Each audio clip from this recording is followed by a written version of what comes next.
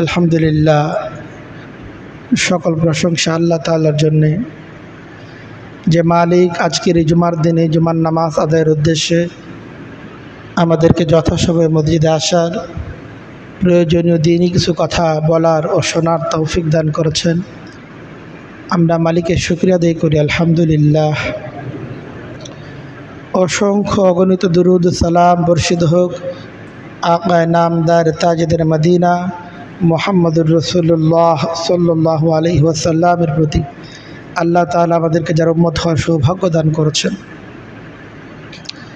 মুহতারাম হাজিরিন, রবিউল আউয়াল মাস চলতেছে।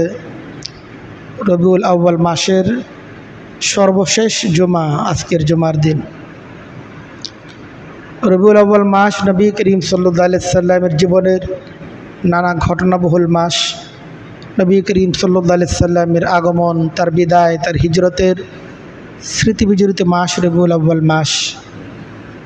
কাজে এই মাসে অন্যান্য মাসের তুলনায় আমরা বিশেষভাবে নবী করিম সাল্লাল্লাহু আলাইহি সাল্লামের সিরাহ সম্পর্কে, তার জীবন আদর্শ সম্পর্কে আলোকপাত করে থাকি। আসলে নবী করিম সাল্লাল্লাহু আলাইহি সাল্লামের গোটা জিন্দেগি এটা ছিল মানব জাতির জন্য আদর্শ। মানুষের জীবনের প্রয়োজনীয় যত দিক রয়েছে, একজন মানুষের জন্য যত বৈশিষ্ট্য রয়েছে, মানবের সমস্ত বৈশিষ্ট্যের, সমস্ত প্রয়োজনীয় ব্যক্তিত্বের পরিপূর্ণ বিকাশ ঘটেছিল নবী করিম সাল্লাল্লাহু আলাইহি সাল্লামের জীবনের মাঝে। এই জন্য একজন ব্যক্তি সে যে অঙ্গনেই থাকুক না কেন, যে পরিবেশেই থাকুক না কেন, তার পরিচয় যাই হোক না কেন, তার জন্য নবী করিম সাল্লাল্লাহু আলাইহি সাল্লামের জিন্দেগির মাঝে সর্বোত্তম আদর্শ আল্লাহ পাক এটা রেখে দিয়েছেন। এই জন্য আল্লাহ তাআলা পবিত্র কোরআনে কারীমের মাঝে বলেন, লাকাদ কানা লাকুম ফি রাসূলিল্লাহি উসওয়াতুন হাসানাহ।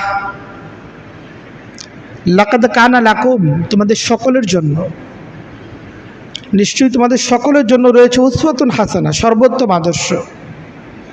ফি রাসূলিল্লাহি উসওয়াতুন হাসানাহ, আমার রসুলের মাঝে তোমাদের সকলের জন্য উত্তম আদর্শ রয়েছে। একজন মানুষ সে যে বয়সের হোক না কেন, যে পেশার হোক না কেন, যে শ্রেণীর সে হোক না কেন, যে অঞ্চলের সে হোক না কেন, একজন মানুষের জীবনের যতমুখী প্রয়োজন থাকতে পারে, সমস্ত প্রয়োজনগুলো পূরণ করার দিক নির্দেশনা নবী করিম সাল্লাল্লাহু আলাইহি সাল্লামের জীবনের মাঝে এটা রয়ে গেছে। একজন ছাত্র সে যেমন নবী করিম সাল্লাল্লাহু আলাইহি সাল্লামের জীবন থেকে, নির্দেশনা থেকে পাথেয় সংগ্রহ করতে পারে, একজন শিক্ষক সে নবী করিম সাল্লাল্লাহু আলাইহি সাল্লামের জীবন থেকে পাথেয় সংগ্রহ করতে পারে। একজন সন্তান তার জন্য যেমন নবীজির জিন্দেগির মাঝে নির্দেশনা রয়েছে, একজন বাবা তার দায়িত্ব কর্তব্য বিষয়ে নবী করিম সাল্লাল্লাহু আলাইহি সাল্লামের জিন্দেগির মাঝে নির্দেশনা রয়েছে। একজন শ্রমিক হোক কিংবা মালিক হোক, যে যে শ্রেণীর হোক না কেন, নবী করিম সাল্লাল্লাহু আলাইহি সাল্লামের জিন্দেগি সকলের জন্য আদর্শ। আল্লাহ রাসূল সাল্লাল্লাহু আলাইহি সাল্লামের জীবনের গোটা জিন্দেগি এটা ছিল সমাজ এবং মানুষের জন্য নিবেদিত। তিনি তার 63 বছরের জিন্দেগিতে নিজের ভাবনাটা বড় করে ভাবেননি, নিজের পরিবারের ভাবনাটাকে তিনি বড় করে দেখেননি, বরং কি করে এই দুর্দশাগ্রস্ত মানব সমাজকে দুর্দশা থেকে রক্ষা করা যায়, কিভাবে মানব সভ্যতার উন্নয়ন বিকাশ ঘটানো যায়, সমাজ থেকে অনাচারগুলো কিভাবে দূর করা যায়, মানুষের সামাজিক উন্নয়ন কিভাবে ঘটানো যায়, নবী করিম সাল্লাল্লাহু আলাইহি সাল্লাম তার গোটা জিন্দেগিতে এই ভাবনাটাই ভেবে গিয়েছেন। কাজেই একজন মানুষ হিসাবে নবী করিম সাল্লাল্লাহু আলাইহি সাল্লামের গোটা জিন্দেগি আমাদের অধ্যয়ন করা চাই এবং সেখান থেকে আমাদের প্রয়োজনীয় পাথেয়গুলো সেখান থেকে সংগ্রহ করা এবং নিজেদের জিন্দেগিতে সেটাকে বাস্তবায়ন করা, এটা একজন মুমিন হিসাবে আমাদের উপর দায়িত্ব এবং কর্তব্য। আল্লাহ রাসূল সাল্লাল্লাহু আলাইহি সাল্লামের একেবারে শৈশব থেকে তিনি যখন নবুয়ত লাভ করেননি, নবী হওয়ার অনেক আগে থেকেই সমাজের ভাবনা, মানুষের ভাবনা এটা তার উপর রেখাপাত করেছিল। ফলে তিনি যখন কৈশোরে মাত্র 15 বছর বয়সের কিশোর, তখনই তিনি তৎকালীন সমাজে সদ্য প্রতিষ্ঠিত একটি মানবিক সংগঠন হিলফুল ফজল, নবী করিম সাল্লাল্লাহু আলাইহি সাল্লাম এটার সাথে নিজেকে যুক্ত করে নিয়েছিলেন। হিলফুল ফজল এটা ছিল একটা সামাজিক সংগঠন। মক্কা মুআজ্জামায় দীর্ঘকাল ব্যাপী কুরাইশ এবং কায়েস গোত্রের মাঝে যুদ্ধ চলমান ছিল, যে যুদ্ধটাকে ইতিহাসে হারবুল ফুজ্জার নামে অভিহিত করা হয়ে থাকে। ফুজ্জার অর্থ হলো পাপিষ্ঠ, কারণ এই লোকগুলো হারাম মাসে পর্যন্ত যুদ্ধে লিপ্ত হয়েছিল।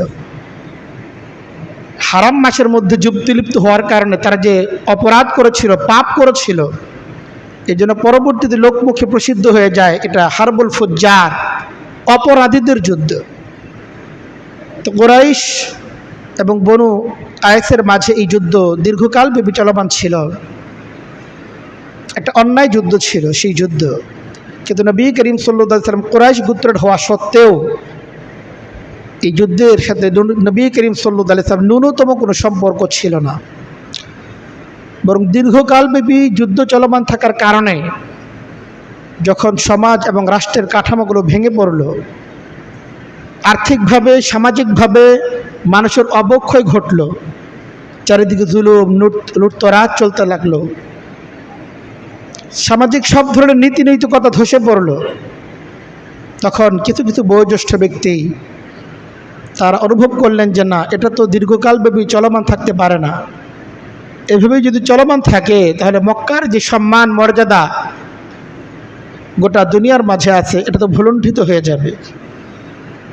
তো বেশ কিছু ব্যক্তি যাদের নামের অনেকের নামের শুরুতেই ফজলুন শব্দটা ছিল, কারো নাম ছিল ফজল, কারো নাম ছিল ফুজাইল, কারো নাম ছিল আবুল ফজল, কারো নাম ছিল মুফাদ্দল। তো প্রত্যেকের নামের সাথে ফা দাদ লাম এই ফজলুন শব্দটা থাকার কারণে ওনাদের দ্বারা গৃহীত যে চুক্তিনামা হলো, এটাকেই পরবর্তী হেলফুল ফজল বা হালাফুল ফজল নামে অভিহিত করা হয়ে থাকে। তো নবী করিম সাল্লাল্লাহু আলাইহি সাল্লাম তখন যদিও একজন কিশোর, একজন তরুণ আর কিশোর সমাজের ভাবনা তাকে কতটুকুই ভাবিত করে। একজন অল্প বয়স্ক 15 বছরের একটা ছেলে সমাজে কি চলতেছে না চলতেছে এটার ফিকির তার মধ্যে কতটাই বা থাকে। কিন্তু নবী করিম সাল্লাল্লাহু আলাইহি সাল্লাম তার গোটা জিন্দেগি যখন মানুষের জন্য আদর্শ, তখন শুধুমাত্র 40 বছরের পর নবুয়ত লাভ করার পর তিনি সমাজ এবং রাষ্ট্রকে নিয়ে ভাববেন, ব্যাপারটা এমন না। বরং তিনি সেই কৈশোর বয়সেই, কিশোর বয়সে এই যে বড়রা যে সামাজিক কাজগুলো করতে চাচ্ছিল, নবী করিম সাল্লাল্লাহু আলাইহি সাল্লাম একজন সাধারণ কর্মী হিসাবে, সাধারণ এবং সদস্য হিসাবে তিনি তার সর্বস্ব উজাড় করে তাদের এই কার্যক্রমের মাঝে অংশগ্রহণ করেছিলেন। লম্বা সময় পর আল্লাহ তাআলা যখন নবী করিম সাল্লাল্লাহু আলাইহি সাল্লামকে নবুয়ত দান করলেন, মানুষকে তিনি দ্বীনের প্রতি আহ্বান করলেন, মক্কার কুরাইশ কাফের শ্রেণী নবী করিম সাল্লাল্লাহু আলাইহি সাল্লামের বিরুদ্ধাচারণ করলো। যারা তার ডাকে তার দাওয়াতে সাড়া দিচ্ছিল তাদের উপর জুলুম নির্যাতন শুরু করলো। স্বাভাবিকভাবেই সে সময় সামাজিক কাজগুলো চলমান রাখা, নিজস্বভাবে স্বকীয়ভাবে সেই কাজগুলো চলমান রাখা নবী করিম সাল্লাল্লাহু আলাইহি ওয়াসাল্লামের জন্য অত্যন্ত কষ্টসাধ্য হয়ে গেল। তো মক্কার 13 বছরের জিন্দেগিতে নবী করিম সাল্লাল্লাহু আলাইহি ওয়াসাল্লাম মৌলিকভাবে মানুষ গঠন করার চেষ্টা এটা অব্যাহত রেখেছেন। ব্যক্তি গড়ার যে কাজ এটা নবী করিম সাল্লাল্লাহু আলাইহি ওয়াসাল্লাম মক্কার জিন্দেগিতে অব্যাহত রেখেছেন। তাদের মাঝে ইসলামের আকীদা, বিশ্বাস, আল্লাহর ভয়, আখিরাতের ফিকির, জান্নাত জাহান্নাম এ সকল বিষয়ের প্রতি তাদের মনের মধ্যে এগুলোকে গেঁথে দেওয়ার নবী করিম সাল্লাল্লাহু আলাইহি ওয়াসাল্লাম চেষ্টা করেছেন। কারণ যে কোনো আইন কাউকে মানাতে হলে, কারো জীবনকে শৃঙ্খলায় আনতে হলে যদি আল্লাহ তাআলার ভয় না থাকে, পরকালের বিশ্বাস না থাকে, সেটা কখনো টেকসই হতে পারে না। অপরাধ একটার ব্যাপারে আইন করা হবে, সে আরেকটা অপরাধ করবে। ওটার ব্যাপারে আইন করা হবে, সে ভিন্ন আরেকটা অপরাধ করবে। কয়টা অপরাধ ঢাকা যাবে শুধুমাত্র আইন করে করে চাপিয়ে দিয়ে? কিন্তু যখন আল্লাহ তাদের ভয় একজন ব্যক্তির মাঝে চলে আসে, তখন সে নিজ থেকেই অপরাধের মাঝে লিপ্ত হওয়ার ব্যাপারে, অপরাধ করার ব্যাপারে একটা ঘৃণা তার মন থেকে জাগবে, আর এই ঘৃণাটাই তাকে অপরাধ থেকে দূরে রাখতে সচেষ্ট হবে। নবী করিম সাল্লাল্লাহু আলাইহি সাল্লাম পরবর্তী সময়ে যখন হিজরত করে মদিনায় চলে গেলেন, স্বাধীনভাবে কাজ করার সুযোগ নবী করিম সাল্লাল্লাহু আলাইহি সাল্লাম লাভ করলেন। তো নবী করিম সাল্লাল্লাহু আলাইহি সাল্লাম এতকাল পর্যন্ত শুধুমাত্র ব্যক্তি গড়েছেন, ব্যক্তির আকীদা, বিশ্বাস, তার মধ্যে গ্রহণ করার যোগ্যতাগুলো তৈরি করেছেন। কিন্তু যখন মদিনায় আসলেন, স্বাধীনভাবে কাজ করার সুযোগ নবী করিম সাল্লাল্লাহু আলাইহি সাল্লামের লাভ হলো, তখন তিনি মদিনার সমাজ এবং রাষ্ট্র বিনির্মাণ, একটি আদর্শ মুসলিম সমাজ, একটি আদর্শ মুসলিম রাষ্ট্র গড়ার কাজে তিনি তার সর্বস্ব চিন্তা এবং ফিকিরকে ব্যয় করলেন। আজকের সংক্ষিপ্ত জুমা পূর্ব আলোচনায় আমরা ইনশাআল্লাহ একটি সুষ্ঠু সমাজ বিনির্মাণে নবী করিম সাল্লাল্লাহু আলাইহি সাল্লাম যে নীতি এবং পদক্ষেপগুলো গ্রহণ করেছিলেন, এই বিষয়ে আমরা আলোকপাত করার চেষ্টা করব। আমরা যেহেতু একজন মুমিন, কাজে নবী করিম সাল্লাল্লাহু আলাইহি সাল্লামের জীবনীকে পূর্ণাঙ্গ রূপে অধ্যয়ন এবং সেটা নিজেদের জীবনে বাস্তবায়ন করা ছাড়া আমাদের জীবনে সফলতা আসবে না। কাজেই নবী করিম সাল্লাল্লাহু আলাইহি সাল্লাম যেমন নামাজ, রোজা, হজ, যাকাত এগুলো করছেন, এগুলোর সুন্নাত তরিকা শিক্ষা দিয়েছেন, নবী করিম সাল্লাল্লাহু আলাইহি সাল্লাম তো সামাজিক নানামুখী কাজও করেছেন। আমরা যদি শুধুমাত্র নামাজ রোজার মধ্যে নিজেদেরকে সীমাবদ্ধ রাখি, নামাজ রোজা তো বাধ্যতামূলক করতেই হবে, কিন্তু সামাজিক সেই কাজগুলো যেগুলো নবী করিম সাল্লাল্লাহু আলাইহি সাল্লাম বাস্তবায়ন করে দেখিয়ে গিয়েছেন, আমাদের জন্য উত্তম নমুনা রেখে গিয়েছেন, সেগুলোর ব্যাপারে আমরা যদি উদাসীন থাকি, ইসলামের পূর্ণাঙ্গ বিকাশ এটা ঘটবে না, ইসলামী সমাজের মাধ্যমে মানুষ আলোকিত হতে পারবে না। এজন্য আমরা সংক্ষিপ্ত সময়ে নবী করিম সাল্লাল্লাহু আলাইহি সাল্লাম যে পদক্ষেপগুলো গ্রহণ করেছেন সে সম্পর্কে আলোচনা করার চেষ্টা করবো ইনশাআল্লাহ। আমরা জানি নবী করিম সাল্লাল্লাহু আলাইহি সাল্লাম মদিনায় আসার পর, মদিনা ছিল নানা শ্রেণী, নানা পেশা, নানা এলাকার লোকে ভরপুর। আগে থেকেই তো সেখানে আনসাররা বসবাস করছিল। আনসারদের বড় দুইটা গোত্র ছিল, আউস এবং খাজরাজ, যাদের মাঝে অনেক আগে থেকেই বোয়াসের যুদ্ধ চলমান ছিল। নবী করিম সাল্লাল্লাহু আলাইহি ওয়াসাল্লাম বরকতে, নবী করিম সাল্লাল্লাহু আলাইহি ওয়াসাল্লাম সংস্পর্শে এসে তারা নিজেদের সেই যুদ্ধের সেই ভয়াবহতা, নিজেদের সেই বিরোধ এবং শত্রুতাকে ভুলে গিয়ে একে অপরের সাথে ভ্রাতৃত্বের বন্ধনে আবদ্ধ হয়েছিল।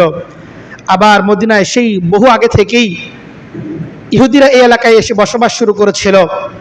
বিভিন্ন জায়গা থেকে ইহুদিরা শেষ নবীর আগমনের প্রতিশ্রুত ভূমি, সেই হিসেবে তারা এই এলাকায় এসে মদিনার উপকণ্ঠগুলোতে বিভিন্ন বড় বড় দুর্গ নির্মাণ করে ইহুদিরা বসবাস করছিল। আবার কিছুদিন পূর্বেই নবী করিম সাল্লাল্লাহু আলাইহি ওয়াসাল্লাম হিজরতের প্রাক্কালে মক্কা থেকে বিপুল পরিমাণ মুহাজির সাহাবায়ে কেরাম নিজেদের বাড়ি ঘর, ধন সম্পদ সব কিছু ফেলে একেবারে নিঃস্ব অবস্থায় মদিনায় তার আগমন করেছিল। তো নবী করিম সাল্লাল্লাহু আলাইহি ওয়াসাল্লাম দেখলেন এই সমাজের মধ্যে নানা শ্রেণীর মানুষ, নানা হালতের মানুষ, নানা পেশার মানুষ, নানা দেশের মানুষ এখানে এসে, নানা অঞ্চলের মানুষ এখানে এসে বসবাস শুরু করেছে। কাজেই তাদের মধ্যে স্থিতিশীলতা তৈরি করার জন্য, সামাজিক উন্নয়নের বিকাশ ঘটানোর জন্য নবী করিম সাল্লাল্লাহু আলাইহি সাল্লাম মদিনা সনদ তৈরি করলেন। মদিনা সনদের যে 47টি ধারা নবী করিম সাল্লাল্লাহু আলাইহি সাল্লাম গোটা দুনিয়ার সামনে উপস্থাপন করেছিলেন, এই ধারাগুলোর অনেকগুলোই ছিল একেবারে সরাসরি সামাজিক বিষয়ের সাথে সম্পৃক্ত। নবী করিম সাল্লাল্লাহু আলাইহি সাল্লাম একটি সুষ্ঠু সমাজ বিনির্মাণে, সামাজিক উন্নয়ন কল্পে নবী করিম সাল্লাল্লাহু আলাইহি সাল্লাম যে বিষয়টাকে সর্বাধিক গুরুত্ব দিয়েছিলেন সেটা হচ্ছে সামাজিক ঐক্য এবং ভ্রাতৃত্ব। সমাজের মানুষগুলো একে অপরের জন্য শত্রু না হয়, একজন মুমিন অপর মুমিন বা তার স্বদেশী ব্যক্তির সাথে যেন ভাই ভাই হয়ে থাকতে পারে। নবী করিম সাল্লাল্লাহু আলাইহি ওয়াসাল্লাম সাহাবায়ে কেরামের চিন্তা চেতনার মাঝে এই বিষয়টি অত্যন্ত গভীরভাবে ঢুকিয়ে দিয়েছিলেন। আল্লাহ রাসূল সাল্লাল্লাহু আলাইহি ওয়াসাল্লাম ঘোষণা করেন, ইন্নামাল মুমিনুনা ইখওয়াহ, তুমি এক মুমিন অপর মুমিন, তোমার ইতিহাস ঐতিহ্য যাই থাকুক না কেন, তোমাদের ইসলাম পূর্ব শত্রুতা যাই থাকুক না কেন, ইসলাম গ্রহণ করার পর তোমার যাবতীয় ভেদাভেদ, যাবতীয় হিংসা বিদ্বেষ সব ভুলে গিয়ে একে অপরের সাথে ভ্রাতৃত্বের বন্ধনে আবদ্ধ হতে হবে। ইন্নামাল মুমিনুনা ইখওয়া, নবী করিম সাল্লাল্লাহু আলাইহি ওয়াসাল্লাম সকলকে ভ্রাতৃত্বের বন্ধনে আবদ্ধ হওয়ার দাওয়াত দিলেন এবং একে অপরের সাথে মিলে চলতে হবে। একই অঞ্চলে বসবাসকারী ব্যক্তি তারা যদি একে অপর থেকে পর্যায়ক্রমে দূরে সরতে থাকে, এটার পরিণতি কখনোই কারোর জন্য সুখকর হয় না। এই জন্য নবী করিম সাল্লাল্লাহু আলাইহি ওয়াসাল্লাম চাইলেন যে মদিনায় যে নানা রকমের মানুষ আছে সকলে যেন তাদের সমাজ এবং রাষ্ট্রের নিরাপত্তার জন্য, সমাজ এবং রাষ্ট্রের উন্নয়নের জন্য সকলে যেন একতাবদ্ধ থাকে, তাদের মধ্যে যেন বিভেদ এবং অনৈক্য যেন বিস্তার লাভ করতে না পারে। হাদিসের মধ্যে এসেছে আল্লাহ রাসূল সাল্লাল্লাহু আলাইহি ওয়াসাল্লাম বলেন, আল মুমিনু ইয়ালিফু ওয়া ইউলাফু ওয়ালা খায়রা ফি মান লা ইয়ালিফু ওয়ালা ইউলাফু। আল্লাহ রাসূল সাল্লাল্লাহু আলাইহি ওয়াসাল্লাম বলেন, প্রকৃত মুমিন তো সেই ব্যক্তি যে অপরের সাথে মিলে চলতে পারে এবং তার সাথে মিলে অন্যরাও চলতে পারে। সেও অন্যের সাথে মিলে চলতে পারে এবং তার সাথে মিলে চলতে পারে। আমরা তখন 19 থেকে 20 হইতে না, ওর সাথে চলা আর সম্ভব না, ওর সাথে আর উঠা বসা সম্ভব না, ওর সাথে ঐক্য ধরে রাখার সম্ভব না। সামান্য থেকে সামান্য অজুহাতে আমরা অনেকের বীজ বপন করি। কিন্তু আল্লাহ রাসূল সাল্লাল্লাহু আলাইহি ওয়াসাল্লাম বলেন, আল মুমিনু ইয়ালিফু ওয়া ইউলাফু ওয়ালা খায়রা ফি মান লা ইয়ালিফু ওয়ালা ইউলাফু। যে ব্যক্তির মাঝে অন্যের সাথে মিলে চলার যোগ্যতা নাই, অন্যের সাথে মিলে চলার যোগ্যতা যার মাঝে নাই এবং তার সাথে অন্যরা মিলে চলতে পারে না, আল্লাহ রাসূল সাল্লাল্লাহু আলাইহি ওয়াসাল্লাম বলেন এই ব্যক্তির মাঝে কোনো কল্যাণ নাই। কাজে আমরা যদি একজন কল্যাণময় মুমিন হতে চাই, আমাদের মধ্যে এই যোগ্যতা থাকা চাই যে সমাজের সকল শ্রেণীর মানুষের সাথে, সকল পেশার মানুষের সাথে, দল মত ধর্ম বর্ণ নির্বিশেষে আমরা সকলে ভাই ভাই হয়ে এই সমাজে বসবাস করব, এই মনোবৃত্তি একজন মুমিনকে অবশ্যই লালন করা চাই। আল্লাহ রাসূল সাল্লাল্লাহু আলাইহি ওয়াসাল্লাম ইসলামের নানা বিষয়ের মাঝে এই একতাবদ্ধতার চেষ্টা নবী করিম সাল্লাল্লাহু আলাইহি ওয়াসাল্লাম তার গোটা জিন্দেগিতে করে গিয়েছেন। জামাতে নামাজ পড়া এটাও কিন্তু ইসলামের ঐক্যের ভিত বপন করার জন্য একটি বড় সহায়ক আমল, জামাতের সাথে নামাজ পড়া। আল্লাহ রাসূল সাল্লাল্লাহু আলাইহি ওয়াসাল্লাম বলেন, সালাতুল জামাত তাফযুল সালাতাল ফাজদি বি27 দারাজাতান। একাকী ঘরে ঘরে একাকী নামাজ পড়ার চেয়ে মসজিদে এসে জামাতের সাথে একজন ব্যক্তি নামাজ আদায় করবে, এটা 27 গুণ বেশি মর্যাদা রাখে। যে ব্যক্তি ঘরে নামাজ আদায় করে তার তুলনায় যে ব্যক্তি মসজিদে এসে জামাতের সাথে নামাজ আদায় করবে, আল্লাহ তাআলা তাকে 27 গুণ বেশি সওয়াব দান করবেন। এই যে ইসলামের জামাতের সাথে নামাজ পড়ার এই যে বিধান আল্লাহ তাআলার পক্ষ থেকে নবী করিম সাল্লাল্লাহু আলাইহি ওয়াসাল্লাম আমাদেরকে জানালেন, এর পেছনে মুসলিম ঐক্য এবং ভ্রাতৃত্বের একটা রহস্য কিন্তু এর মাঝে রয়ে গিয়েছে। জামাতে নামাজ আদায় করবে মুসলমান, একে অপরের সাথে দেখা হবে, সাক্ষাৎ হবে, একে অপরের হাল পুরসি হবে, কে কেমন আছে না সেগুলো জানবে বুঝবে, এর দ্বারা তাদের একে অপরের কাছাকাছি হওয়ার সুযোগ তাদের তৈরি হবে।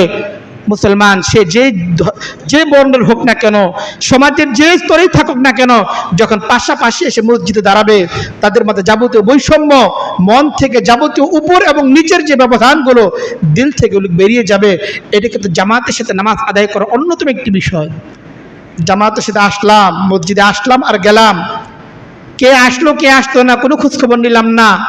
হয়তো এক ভাই সে মসজিদে আসতে পারে নাই, অসুস্থ অবস্থায় ঘরের মধ্যে আছে কিংবা হাসপাতালে আছে, আমার কোনো খোঁজখবর নাই। এটা তো জামাতের নামাজ আদায় করবে যারা, তাদের চিন্তা চেতনা তেমন হতে পারে না, বরং তারা জামাতে আসবে তার লক্ষ্য থাকবে এইটা যে আমার ভাই সে জামাতে আসছে কিনা, সে কোনো সমস্যার শিকার কিনা, একে অপরের সমস্যাগুলো জানবে, একে অপরের সমস্যাগুলো দূর করার চেষ্টা করবে। জামাতে নামাজ আদায় করার মাধ্যমে পরস্পরের কাছাকাছি হবে, এটা অন্যতম একটি লক্ষ্য জামাতে নামাজ আদায় করার ব্যাপারে। আল্লাহ রাসূল সাল্লাল্লাহু আলাইহি ওয়াসাল্লাম সামাজিক দৃঢ়তার জন্য বেশি থেকে বেশি পরামর্শ এবং আলোচনাটাকে গুরুত্ব দিয়েছেন। আল্লাহ রাসূল সাল্লাল্লাহু আলাইহি ওয়াসাল্লাম ইচ্ছা করলে তিনি পারতেন এককভাবে সকল সিদ্ধান্ত নিয়ে নেওয়ার জন্য। তিনি কোনো মত প্রকাশ করলে অন্য কোনো মুমিন সেটার উপর কোনো প্রশ্ন করবে এমন সম্ভাবনা ছিল না। কিন্তু এত সত্ত্বেও নবী করিম সাল্লাল্লাহু আলাইহি ওয়াসাল্লাম সামাজিক বিষয়ের সাথে সংশ্লিষ্ট সকল বিষয় আল্লাহ রাসূল সাল্লাল্লাহু আলাইহি ওয়াসাল্লাম পরামর্শের মাধ্যমে সেটা সম্পন্ন করেছেন। এটা একজন মুমিনের জন্য শিক্ষা। আমরা তো সব খালি জোর জবরদস্তি করে বাধ্য করতে চাই অপরকে নিজেদের নীতি আদর্শগুলো বাস্তবায়ন করার জন্য। একটি মুসলিম সমাজ এবং রাষ্ট্রের স্থিতিশীলতা এভাবে হতে পারে না, বরং আলোচনার মাধ্যমে, সমাজতার মাধ্যমে, পরস্পর মত বিনিময়ের মাধ্যমে নিজের একটা ঐক্য মতে নিজেদেরকে পৌঁছতে হবে। কিন্তু আমরা যদি প্রত্যেকেই স্ব অবস্থান থেকে নিজেদের মতবাদগুলোকে, নিজেদের চাওয়া পাওয়াগুলোকে বাস্তবায়ন করতে চাই, এর দ্বারা সমস্যার সমাধান হবে না, বরং সমস্যা দিনকে দিন এটা বাড়তে থাকবে।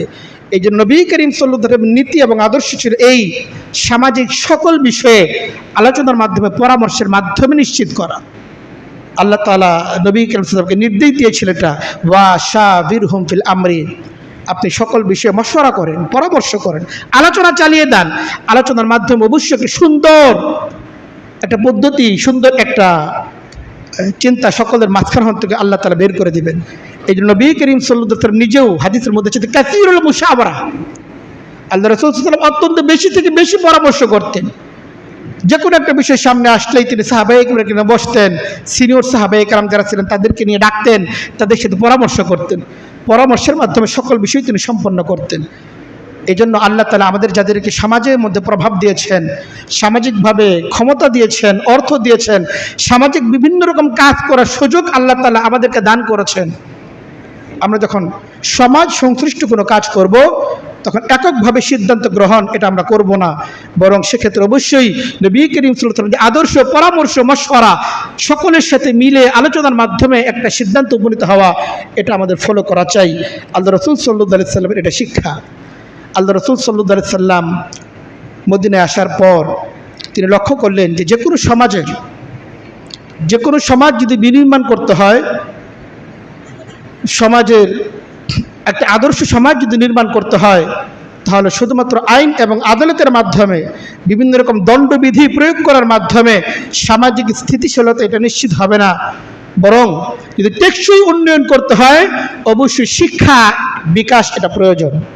এই জন্য আল্লাহ রাসূল সাল্লাল্লাহু আলাইহি ওয়াসাল্লাম মদিনায় আসার পরে ঘোষণা করে দিলেন, তালাবুল ইলমি ফারিদাতুন আলা কুল্লি মুসলিমিন ওয়া মুসলিমা, প্রত্যেক মুমিন, সে পুরুষ হোক কিংবা নারী হোক, সকলের জন্য শিক্ষাটা বাধ্যতামূলক। যে যে বয়সের হোক না কেন, শুধুমাত্র শিশুর জন্য শিক্ষা ব্যাপারটা এমন না, যে যে বয়সের হোক না কেন প্রত্যেককেই তার স্ব অবস্থান থেকে জ্ঞান অর্জন করতে হবে, প্রয়োজনীয় জ্ঞান অর্জন করতে হবে। এটা নবী করিম সাল্লাল্লাহু আলাইহি ওয়াসাল্লাম বাধ্যতামূলক করে দিলেন।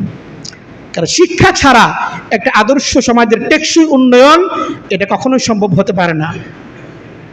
হয়তো কিছু মাত্র উন্নয়ন হতে পারে, চোখ ধাঁধানো কিছু স্থাপনা দাঁড়াতে পারে, কিন্তু মানুষের মধ্যে শিক্ষা যদি না থাকে, নীতি নৈতিকতা যদি না থাকে, এই বড় বড় বিল্ডিংগুলো, এই বড় বড় স্থাপনাগুলো কোনোটাই টিকবে না। এই জন্য একটা আদর্শ সমাজ তো তখন হয় শুধুমাত্র বড় বড় বিল্ডিং আর বড় বড় স্থাপনা, বড় বড় অফিস আদালত আর ব্রিজ নির্মাণ করার মাধ্যমে আদর্শ সমাজ হয় না। আদর্শ সমাজ হয় হচ্ছে শিক্ষা এবং নীতি নৈতিকতার ভিত্তিতে হয়। আল্লাহ রাসূল সাল্লাল্লাহু আলাইহি ওয়াসাল্লাম ঠিক সেই জায়গাটাতেই আঘাত করেছেন এবং সকলের জন্য শিক্ষাকে বাধ্যতামূলক করে দিয়েছেন। তালাবুল ইলমি ফারিদাতুন আলা কুল্লি মুসলিমিন ওয়া মুসলিমা, পাশাপাশি প্রয়োজনীয় জিনিসগুলোতে যেন দক্ষ এবং জ্ঞানী ব্যক্তি গড়ে ওঠে, সেটার জন্য আল্লাহ তাআলা তার নবীর মারফত আমাদেরকে জানিয়ে দিয়েছেন। আল্লাহ তাআলা ঘোষণা করেন, ফালাউলা নাফারা মিন কুল্লি ফিরকাতিন মিনহুম তায়ফাতুন লিয়াতাফাক্কাহু ফিদ্দীন। আল্লাহ তাআলা বলেন, প্রত্যেকটি বড় বড় জাতি থেকে একটা ছোট্ট দল কেন তৈরি হয় না, যারা দ্বীনি বিষয়ে বুৎপত্তি অর্জন করবে, গভীর জ্ঞান অর্জন করবে। দেখেন, কিছু কিছু ফরজ এবং কমন জেনারেল কিছু নলেজ তাদের প্রত্যেকেরই থাকতে হবে। সবাই সব বিষয়ে বুৎপত্তি অর্জন করবে, গভীর জ্ঞান অর্জন করবে, এটা হয় না। কিন্তু প্রত্যেক প্রয়োজনীয় বিষয়ে কিছু লোক থাকতে হবে যারা গভীর জ্ঞানের অধিকারী, যারা অন্যরা যখন কোনো বিষয়ে সিদ্ধান্ত গ্রহণ করতে পারতেছে না, তখন সেই গভীর জ্ঞানের অধিকারী যে ব্যক্তি তার শরণাপন্ন হবে, তার জ্ঞান দ্বারা উপকৃত হবে। এই আয়াতের মাধ্যমে আল্লাহ তাআলা যদিও একথা বলেছেন যে দ্বীনি বিষয়ে গভীর জ্ঞান সম্পন্ন ব্যক্তি কেন তৈরি হবে না, অবশ্যই কিছু ব্যক্তি এমন থাকতে হবে যারা দ্বীনি বিষয়ে গভীর জ্ঞান অর্জন করবে। কিন্তু ইসলামের নীতি এবং আদর্শ শুধুমাত্র দ্বীনি বিষয়ের ক্ষেত্রে সীমাবদ্ধ না, বরং মানব জীবনের সাথে প্রয়োজনীয় যত জ্ঞান রয়েছে প্রত্যেকটি জ্ঞানেই যারা দক্ষ এবং জ্ঞানী লোক তৈরি হয়, এটা ইসলামের সবসময়ের কামনা। কাজেই আমরা যদি একটি সমাজকে সুন্দর করতে গিয়ে আদর্শ সমাজ গড়তে চাই, তাহলে একটি শিক্ষিত সমাজ এটা আমাদেরকে গড়তে হবে। আল্লাহ রাসূল সাল্লাল্লাহু আলাইহি ওয়াসাল্লাম একটি আদর্শ সমাজ বিনির্মাণের জন্য একটি জরুরি পদক্ষেপ যেটা নবী করিম সাল্লাল্লাহু আলাইহি ওয়াসাল্লাম গ্রহণ করেছিলেন, সেটা হচ্ছে এতিম, বিধবা এবং সমাজের দুস্থ মানুষের পাশে দাঁড়ানো। এটা নবী করিম সাল্লাল্লাহু আলাইহি ওয়াসাল্লামের গৃহীত আদর্শের অন্যতম একটি আদর্শ। আল্লাহ রসুল সাল্লাল্লাহু আলাইহি সাল্লাম তৎকালীন সময়ে প্রত্যেক ঘরে ঘরে দেখা যায় এতিম কিন্তু থাকতোই।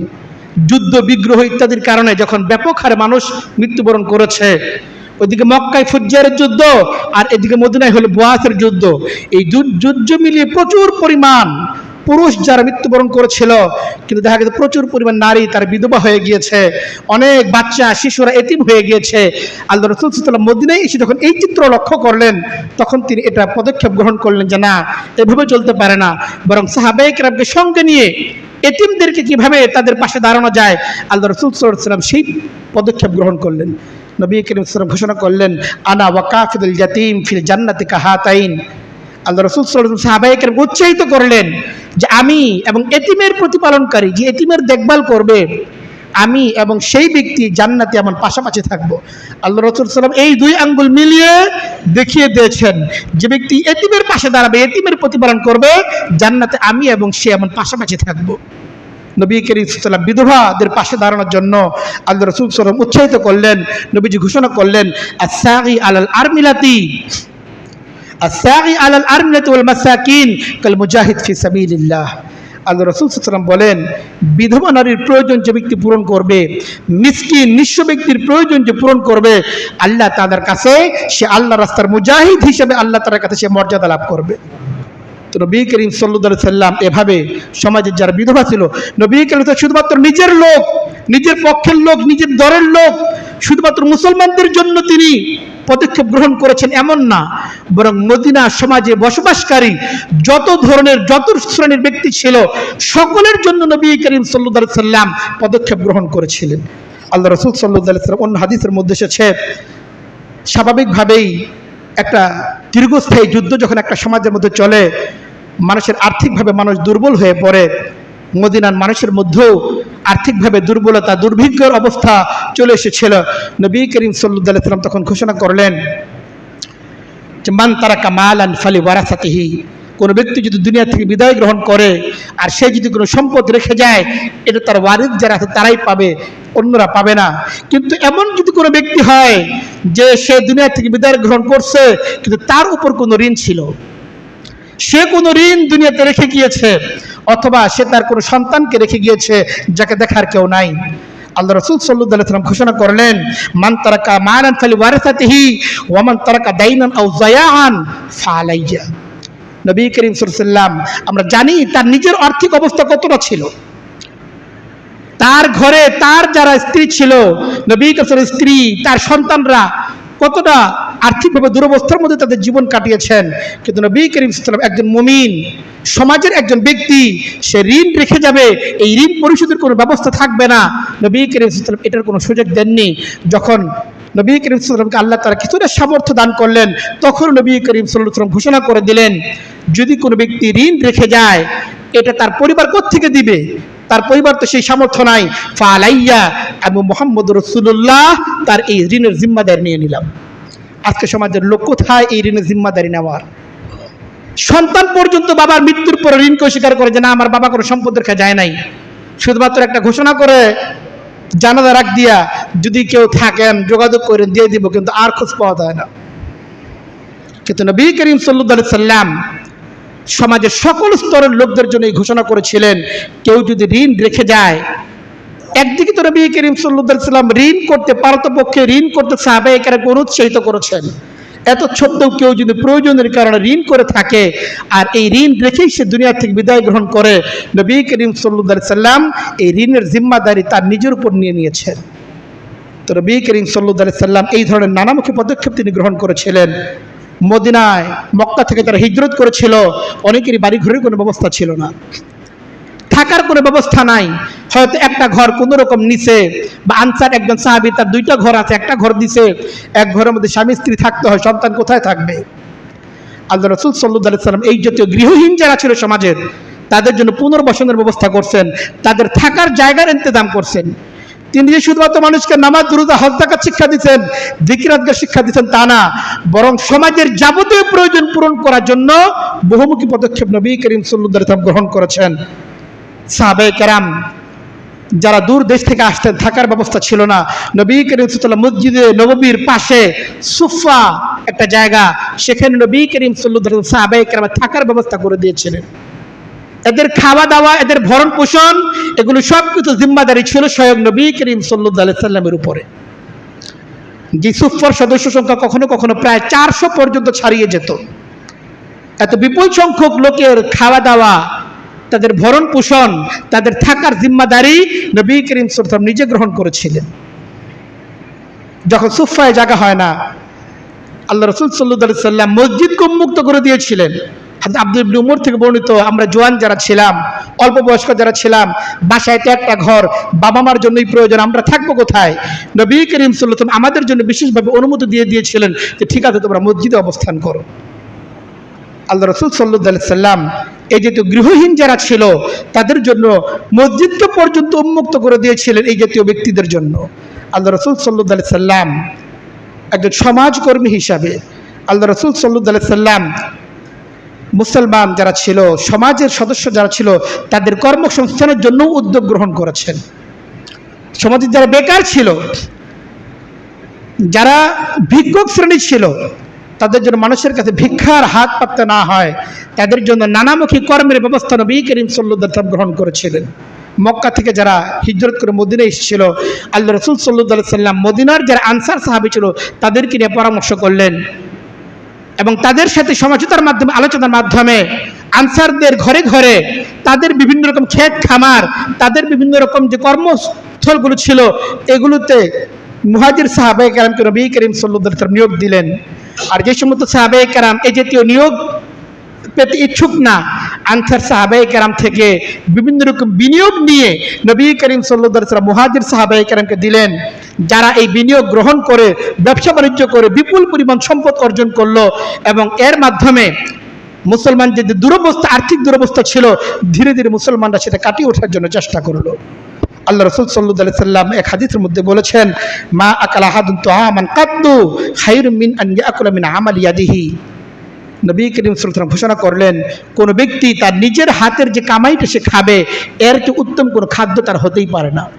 ফাও ফাও খাবার যে অভ্যাস, অপরের শ্রম করবে আর আমি বসে বসে খাবো, অন্যায়ভাবে খাওয়া, অপরিশ্রমের দিয়ে খাওয়া, পর নির্ভর হয়ে থাকা, নবী করিম সাল্লাল্লাহু আলাইহি ওয়াসাল্লাম কখনো এটাকে পছন্দ করেননি। প্রত্যেক ব্যক্তি স্বনির্ভর হবে, নিজে কামাই করবে এবং এর দ্বারা সে তার সংসার চালাবে, নিজেকে পরিচালনা করবে।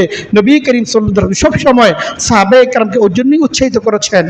এক সাহাবী আসলে তার তো কিছু নাই, সাহায্যের প্রয়োজন। আল্লাহ রাসূল বলেন, কেন তোমার ঘরে কি কিছু নাই? কম্বল আছে একটা, ঠিক আছে নিয়ে আসো, বিক্রি করো। তারপরে তাকে দিয়ে একটা কাঠ কিনে এলেন, বলে এটাকে কাঠ কাটে যে কোরাল কেনালেন। এরপর তারা বললেন, যাও তুমি এবার কোরাল নিয়ে যাও, বনে যাও, কাঠ কাটো, এরপর বিক্রি করো।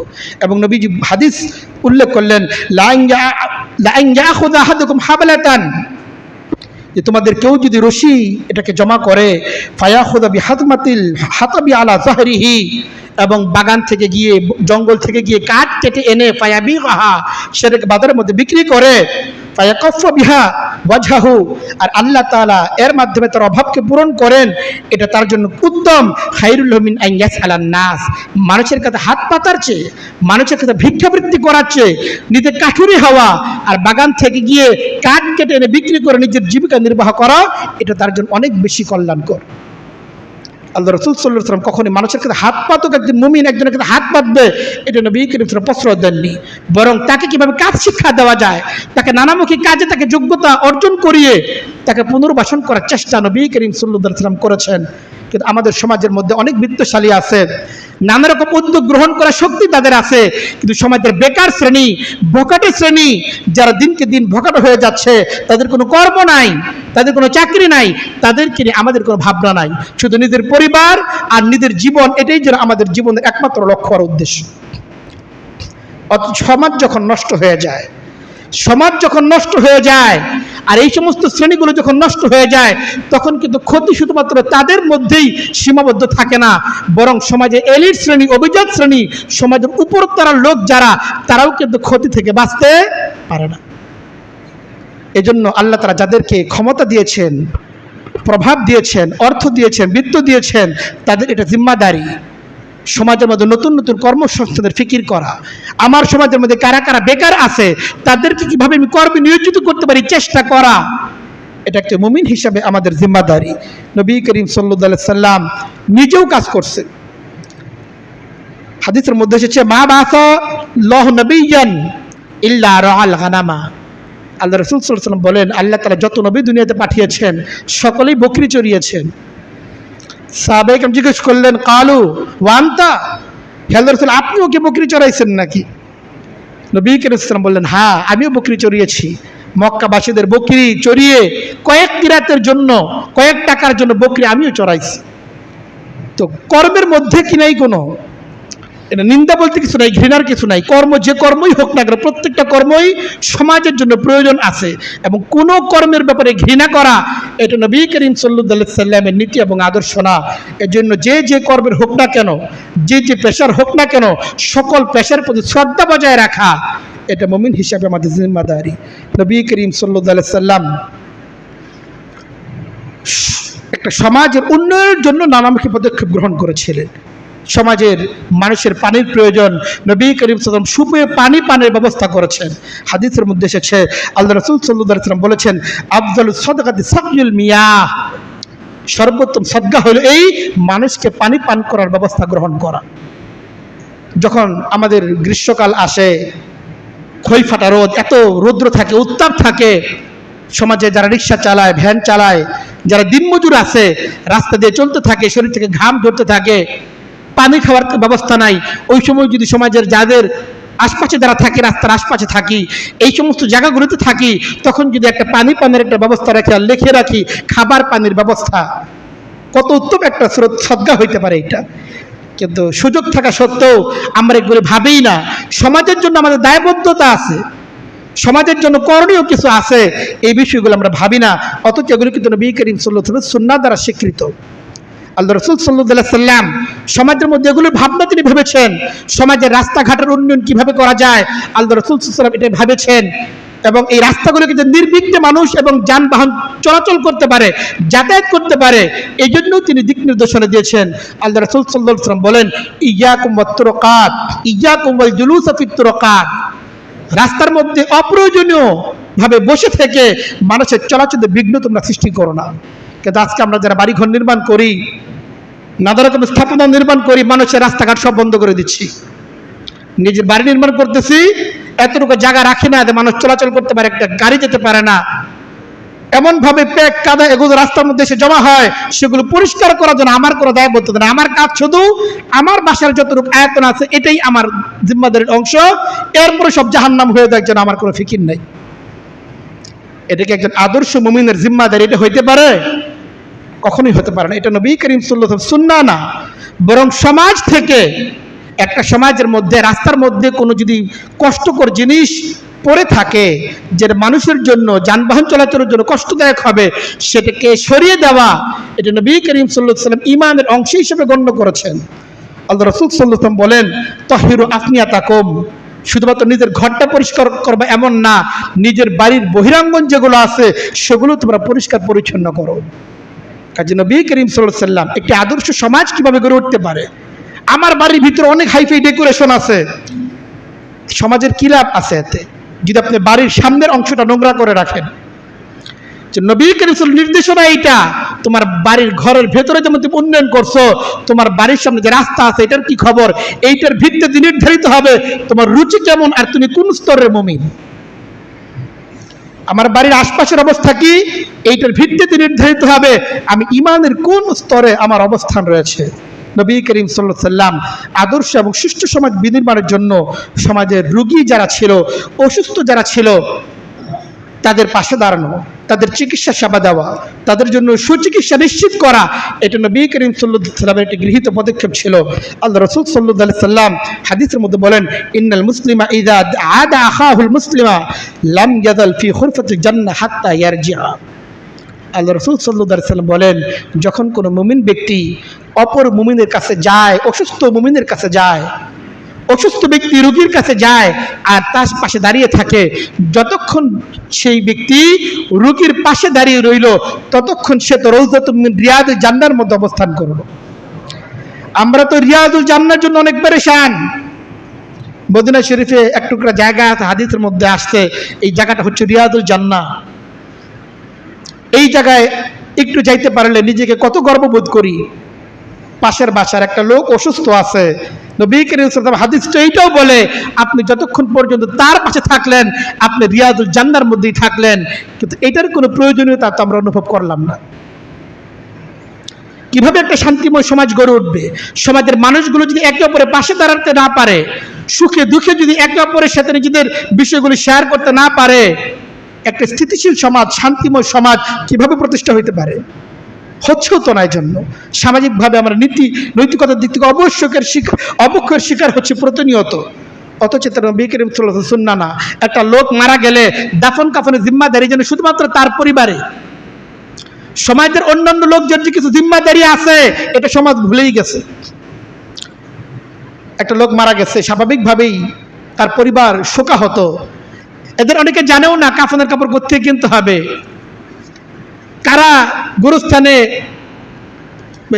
মাটি উঠায়, কবর খনন করে, এই সম্পর্কে তার কোনো জানা নাই। আমি জানি, কিন্তু আমি তার পাশে দাঁড়ানোর প্রয়োজন মনে করি না।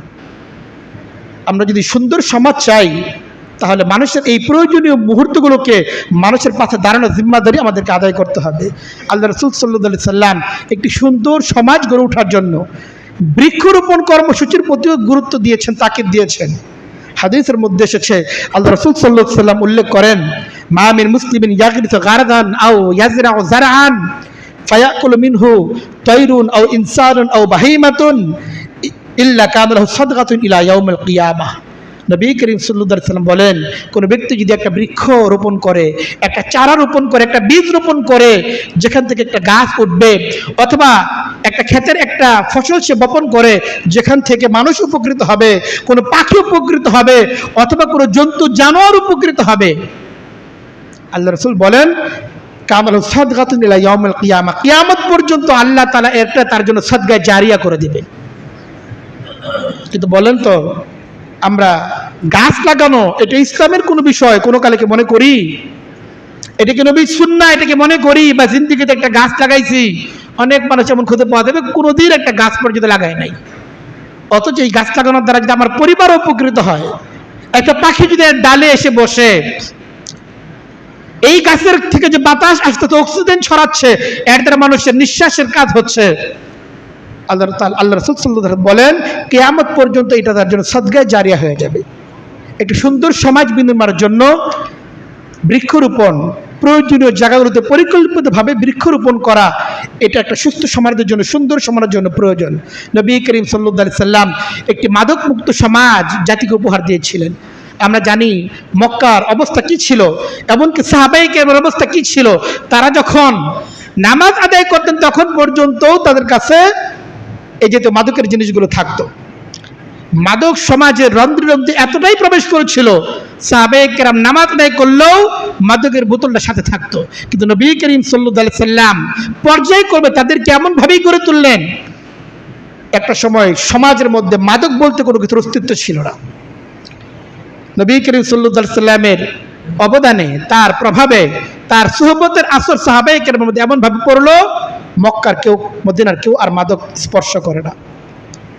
আজকে আমরা যদি মাদক মুক্ত সমাজ গড়তে চাই, অনেকে আছে এমন মসজিদে নামাজ পড়তে আসে কিন্তু পকেটের মধ্যে সিগারেট, বিড়ি নিয়ে ঘুরে। আমি যদি বিড়ি সিগারেট ছাড়তে না পারি, আমার সন্তান মাদক থেকে মুক্ত হবে কিভাবে আশা করতে পারি? কিন্তু সমাজকে যদি সুন্দর করতে হয় তবে অবশ্যই আমাদেরকে মাদক নিজেরাও ছাড়তে হবে, অন্যদেরকে ছাড়ার জন্য উৎসাহিত করতে হবে। যদি আল্লাহ তাআলার ভয় না থাকে, এটা বড় কঠিন একটা চ্যালেঞ্জের ব্যাপার, মাদক থেকে মুক্ত হওয়া। একবার বদভ্যাস গড়ে উঠলে এটা ছাড়া কঠিন।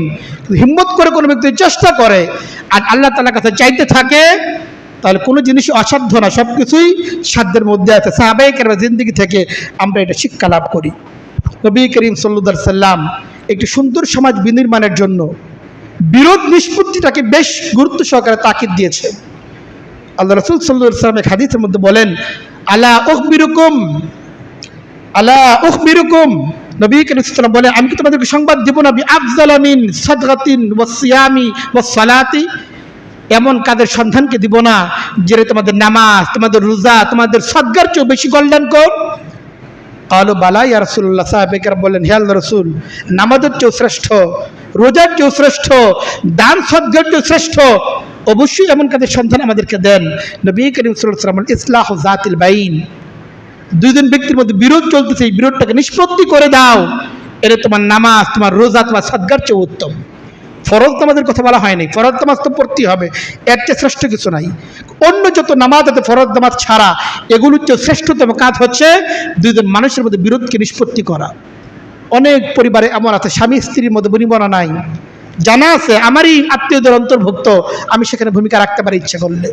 দুইজনের মাঝখানে কীভাবে সমাজ তৈরি করা যায় চেষ্টা আমি করতে পারি। দেখলাম একটা লোক রিক্সা থেকে নামলো, রিক্সাওয়ালা আর ওই যে প্যাসেঞ্জার, দুইদের মধ্যে ঝগড়া লেগে গেছে। আমি একটু সামনে গিয়ে তাদের মধ্যে সমঝোতা করে দিতে পারি, কিন্তু আমরা এটা করি না। বরং দুই ব্যক্তির মধ্যে বিরোধ, আমরা আরো বলি যে কি হাত থাকতে মুখে কেন। মানে সমাজ কতটা অধপতনের শিকার হলে এই জাতীয় বক্তব্য একটা সামাজিকভাবে ব্যাপক বক্তব্যে পরিণত হয়, এটা অত্যন্ত দুঃখজনক বিষয়। এজন্য আমরা যদি আদর্শ সমাজ নির্মাণ করতে চাই, বিরোধের মধ্যে যেন আমরা ঘি না ঢালি, যেন এই বিরোধ আর বাড়তে থাকে, বরং এই বিরোধ কিভাবে কমানো যায় সেই চেষ্টা আমাদের করা চাই। নবী করিম সাল্লাল্লাহু আলাইহি সাল্লাম একটি বৈষম্যমুক্ত সমাজ জাতিকে উপহার দিয়েছিলেন। মদিনায় কত শ্রেণীর মানুষ ছিল, কিন্তু নবী করিম সাল্লাল্লাহু আলাইহি সাল্লাম বলে দিয়েছেন এখানে কারো বিশেষ কোনো অধিকার নাই। লা ফাদলা লিল আরাবিয়্যিন আলা আজামিয়্যিন, একজন ব্যক্তি অনারব থেকে আসছে, আরেকজন ব্যক্তি আরবের লোক, এখানে স্থায়ী বাসিন্দা আরেকজন ভাড়াটিয়া লোক। কোনো স্থায়ী বাসিন্দা ভাড়াটিয়ার উপর কোনো আলাদা মর্যাদা লাভ করে না। সমাজের মধ্যে এগুলো আছে কিনা এই সমস্যাগুলো? আমি এলাকার স্থায়ী বাসিন্দা, সে আসতে ভাড়াটিয়া, তার আবার এত মাতবরি কেন? সমাজের লোকদের মধ্যে এই জাতীয় জাহিলিয়াতি চিন্তা চেতনা এখনো এই সমাজের মধ্যে আছে। নবী করিম সাল্লাল্লাহু আলাইহি ওয়াসাল্লাম এই জাহিলিয়াতের ভিতগুলোকে ভেঙে চুরমার করে দিয়েছেন। আল্লাহ রাসূল সাল্লাল্লাহু আলাইহি সাল্লাম বৈষম্যমুক্ত এমন সমাজ গঠন করেছিলেন, সকলের জন্য একই রকম নীতিমালা নবী করিম সাল্লাল্লাহু আলাইহি সাল্লাম গ্রহণ করেছিলেন। মক্কার সম্ভ্রান্ত এক নারী চুরি করেছিল, আল্লাহ রাসূলের কাছে রিকোয়েস্ট করা হয়েছে, এত বড় বংশের লোক, মহিলা ভুল করে ফেলছে, তারে ছাড় দেওয়া যায় কিনা? আল্লাহ রাসূল সাল্লাল্লাহু আলাইহি ওয়াসাল্লাম ঘোষণা করলেন, লাউ ফাতিমা বিনতে মুহাম্মাদিন সারাকাত লাকাতাতু ইয়াদাহা। আরে আরবের সম্ভ্রান্ত বংশের নারী তো দূরের কথা, আমার কন্যা ফাতেমাও যদি চুরি করে আমি তো তারও হাত কেটে দেবো। কাজে আমরা যদি সমাজের মধ্যে সমাজ আদর্শ সমাজ নির্মাণ করতে চাই, সুষ্ঠু সমাজ নির্মাণ করতে চাই, তো নবী করিম সাল্লাল্লাহু আলাইহি ওয়াসাল্লাম গৃহীত যে পদক্ষেপগুলো আছে, তার যে চিন্তা চেতনাগুলো আছে, সেগুলো যদি লালন না করি, আদর্শ মুমিন আমরা হতে পারবো না। আদর্শ মুসলিম সমাজ গড়ে ওঠা কখনোই সম্ভব হবে না। নামাজ হবে, রোজা হবে, কিন্তু সমাজ ধীরে ধীরে অবক্ষয়ের দিকে ঝুঁকতে থাকবে। আল্লাহ তাআলা আমাদেরকে এই অনুভূতিগুলো দান করেন। এগুলো যে ইসলামের জন্যই প্রয়োজন, আমাদের দ্বীনের হেফাজতের জন্যই প্রয়োজন। আল্লাহ তাআলা আমাদেরকে বুঝ দান করেন। ওয়া আখিরু দাওয়ানা আলহামদুলিল্লাহি রাব্বিল আলামিন।